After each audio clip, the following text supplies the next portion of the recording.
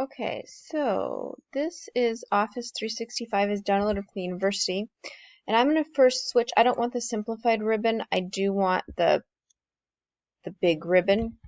And I've got a data set in here. Now, if you go here to formulas, they don't actually show it here on mine, but if you go to insert here, function, and then what you can do is you can go down here to statistical, and here's all the formulas you want. So like, for instance, I want to do the standard deviation.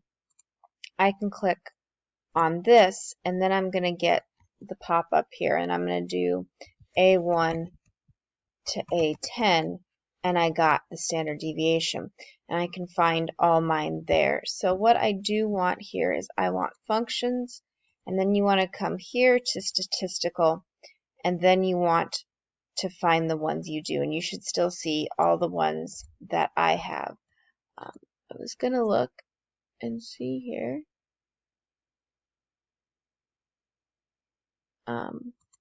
What they had under here, if they had anything extra.